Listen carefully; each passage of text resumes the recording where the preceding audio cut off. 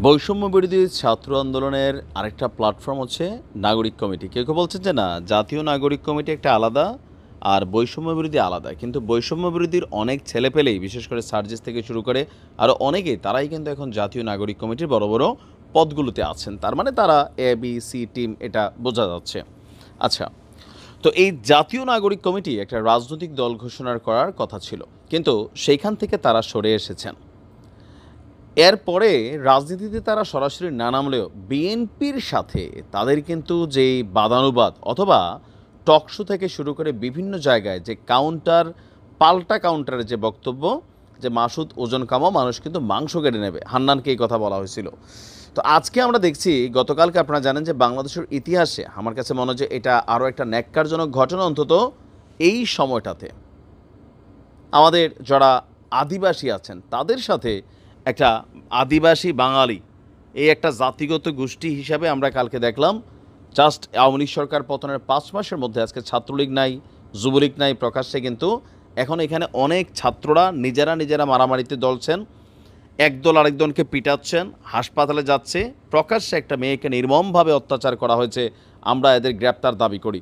যাই হোক, তো এই যখন অবস্থা, তখন ঢাকা বিশ্ববিদ্যালয়ে গতকালকে সংক্ষুব্ধ আদিবাসী ছাত্র জনতার শান্তিপূর্ণ কর্মসূচিতে স্টুডেন্টস ফর সভরেন্টি নামক একটা প্রতিষ্ঠানের বা সংগঠনের যে হামলা, সেটার নিন্দা এবং প্রতিবাদ জানিয়েছে জাতীয় নাগরিক কমিটি ও বৈষম্য বিরোধী ছাত্র আন্দোলন। আমাদের ইস্যুটা হচ্ছে এখানেই, এই কমিটির যিনি আহ্বায়ক আছেন নাসির উদ্দিন পাটোয়ারি, আমরা কারা তোমরা কারা বিতর্কটা এখান থেকে শুরু হয়েছিল। আবার নাসির উদ্দিন পাটোয়ারি বরাবরই বিএনপির সম্পর্কে কিন্তু খুবই সমালোচনা করেন। তো আজকেও তিনি যেই কথা বলেছেন, এটা নিয়ে বিএনপি যদি আসলে রিয়াকশান দেয় তাহলে কপালে শনি আছে এই জাতীয় নাগরিক কমিটির। কেন তিনি সরাসরি একটা অপবাদ অথবা অভিযোগ এনেছেন বিএনপির বিরুদ্ধে। তিনি কি বলছেন? ভারতীয় সেনাপ্রধানের সঙ্গে তাল মিলিয়ে যারা দ্রুত নির্বাচন চায়, এখন এগুলা কৌশলী বক্তব্য বলে আমরা কি বিএনপির নাম নিছি? এই মুহূর্তে সারা বাংলাদেশে খুবই দ্রুত নির্বাচন চায় বিএনপি, তারপরের ধাপে আছে জামাত, বাট তাদের অবস্থানটা খুবই স্পষ্ট না।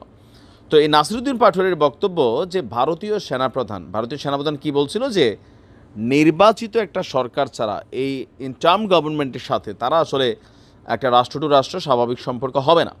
তো সেইটাকে সেখানে কোট করছে যে ভারতীয় সেনাপ্রধানের সাথে তাল মিলিয়ে যারা দ্রুত নির্বাচন চায় তারা নাকি গতকালকে আদিবাসী ছাত্রদের উপরে যেই হামলা হয়েছে সেই হামলার পেছনে তারা রয়েছে। তো তারা কারা? বিএনপি বা ছাত্রদল অথবা যুবদল। তো বলছে আপনারা লাশের রাজনীতি বন্ধ করেন। এখন কাকে বলছে? বাংলাদেশে আর কোনো লাশের রাজনীতি হবে না। এখন এই যে ধরেন ওই যে আজারি হুজুরের মতো একটা ঘুরে পেঁচা যেটা বলল, আর এখানে যে বক্তব্যটা আসলো, এটা কিন্তু কোথাও না কোথাও অলরেডি বিএনপিটা নিয়ে বক্তব্য বা প্রতিবাদ শুরু করে দিয়েছে। আর হাসনাত বলছেন 1972-এর সংবিধানে দেশের প্রতিটি জাতিকে স্বীকৃতি না দিয়ে সকলকে বাঙালি বলে এক সূত্রে গাঁথতে চাওয়া হয়েছিল।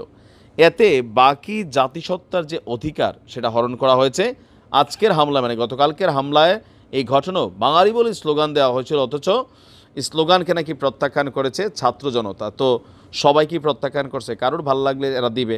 এখন এটাও যদি আমরা সাধারণ যারা ছাত্র জনতার নেতৃত্বরা আছেন, যে আমার পছন্দ না হলে আমি কলম ভেঙে দেব সমালোচনা করলে, প্রেস উপদেষ্টা বলছে যারা কলম নির্বিঘ্নে চালান, কারোর ভাল লাগবে এই স্লোগান দেবে, কারোর ভাল লাগবে এই ধরনের, তাদের এটা ব্যক্তি ইচ্ছার তো একটা জায়গা আছে। বিষয়টা এমন না যে ছাত্র জনতা যা চাইবে। এখন ছাত্র জনতার নামে এই ছাত্র জনতা কারা?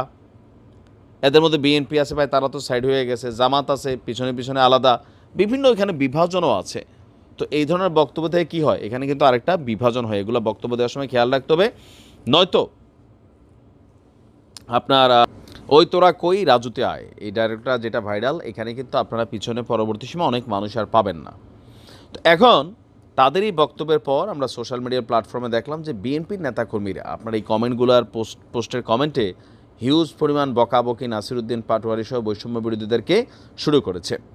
তবে আমরা মনে করি আর কি, এই মুহূর্তে যেই পরিমাণ দাবি দাওয়া বিভিন্ন ইস্যু, ভাই সারা বাংলাদেশে রাষ্ট্র স্থবির হয়ে যাবে। আর এই যে মনে করলেন যে ঘুরে ফেরে আবার একটা বড় দলকে টার্গেট করে কথা বলা, তাদের নেতাকর্মীরা যখন কথা বলে, যেই রকম একটা পরিস্থিতি তৈরি হয়েছে, যে কোনো সময় একটা সংঘর্ষ জাতীয় নাগরিক কমিটি বনাম বিএনপির যে কোনো অঙ্গ সংগঠনের সাথে কিন্তু লাইগা যাবে, আমি দেখতেছি। টুডে টুমোরো পরিস্থিতি ওইদিকে টার্ন করছে। এখন আদৌ কি এই ঘটনায় বিএনপি বা যুবদল বা ছাত্রদল জড়িত ছিল কিনা, এখানে ছবি আছে, ফুটেজ আছে, নিশ্চয়ই এটা বের হয়ে আসবে। ভালো থাকুন।